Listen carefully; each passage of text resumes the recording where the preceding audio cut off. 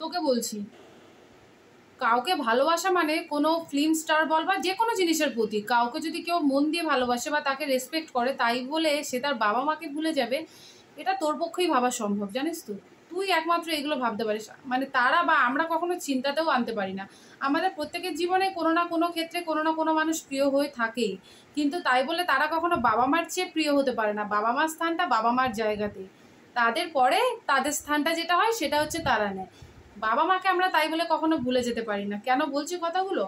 ওই যে কালকে না কবে যেন তুই একটা কি ভিডিও দিয়েছিস, আমাকে একটা লিঙ্ক পাঠালো আমার বন্ধুরাই আর কি, যারা আমার ফ্যামিলি মেম্বাররা। তো সেখানেই দেখছিলাম যে তুই এই কথাগুলোই বলছিস, মানে সাকিব খানই হচ্ছে বাবা মা সব কিছু, নিজের বাবা মা বলে কেউ নেই নাকি, বাবা মার অস্তিত্ব ভুলে যাও, সাকিব খানকেই মনে রাখো, ব্লা ব্লা এরকম কিছু একটা ছিল, আমি ঠিক মনে করতে পারছি না তোর কথাগুলো। তো যাই হোক, সারমর্মটা হচ্ছে তোর এটাই, সারাংশটা যেটা তুই বোঝাতে চেয়েছিস, যেটা আমি বুঝতে পেরেছি আমার এই ছোট্ট মস্তিষ্কে। তো সেটা থেকে আমি আর কি বলছি।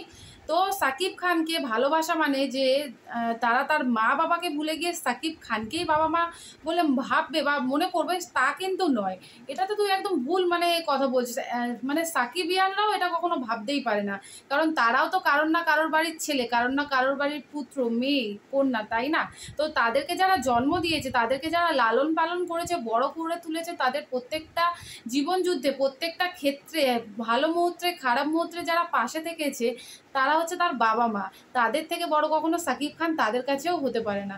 হ্যাঁ, বাবা মার পরে যদি তারা কাউকে ভালোবেসে থাকে, হয়তো তাদের কাছে সেটা হচ্ছে সাকিব খান। তাই বলে বাবা মাকে ভুলে গিয়েও তারা সাকিব খানকে বাবা মা বলে ভাববে বা মনে করবে, সেটা একদমই ভুল কথা। সেটা একমাত্র তোর পক্ষেই ভাবা সম্ভব। আমাদেরও জীবনে দেখ, প্রত্যেকের জীবনে কিন্তু একটা ভালোবাসার মানুষ থাকে। আমাদের বললাম, আমরা যারা বিয়ে হয়ে গেছে তাদের হাজবেন্ড আছে, যাদের বিয়ে হয়নি তাদের ভালোবাসার মানুষ থাকে, বা তাছাড়াও আন্টি বা ধর কোনো স্কুলের শিক্ষক শিক্ষিকা, আমাদের নিত্য জীবনের অনেক বন্ধু, তারা সবাই তো কেউ না কেউ মানে একজন তো স্পেশাল থাকে আমাদের ভালোবাসার। তাই বলে তারা কি কখনো আমাদের বাবা মার জায়গাটা নিতে পেরেছে? না নিতে পারবে, কোনোদিনও পারবে না। তো তাহলে এক্ষেত্রে কেন এই একজন ফিল্ম স্টার বলে এই যে তুই কন্ট্রোভার্সিটা ক্রিয়েট করেছিলিস, তোর প্রতিবাদে এতজন মানুষ নেমে এসেছিল বলে তুই এখন খেপে গিয়ে এসব কথা বলছিস? 4-5 দিন তো চুপ ছিলিস, কোনো ভিডিও টিডিও কিছু দিসনি, তারপরে আবার চলে আসলি সবাইকে একটু মানে উস্কে দিতে। মানে ভালো লাগে না, না তাই মানে তোর ভালো লাগে না, মানে এই যে শান্তি একটা পরিবেশ থাকে সোশ্যাল মিডিয়ায়, সেটা বিশেষ করে তোর একদমই ভালো লাগে না। তুই সবসময় মানে চাস আর কি তোকে নিয়ে সব জায়গায় আর কি টানা হিচড়া হোক। তুই মানে কি বলবে, লোকের মুখে এই যে উল্টোপাল্টা কথাগুলো শুনিস, তোর হয়তো এগুলো না শুনলে তোর ভালো লাগে না। ওই জন্য হয়তো তুই চাস মানে 2-3 দিন থেমে গিয়েও তোর আবার সেই জিনিসগুলো ফিরিয়ে নিয়ে আসতে হয়। না হলে তুই এই উক্তিটা করলি কি করে বল?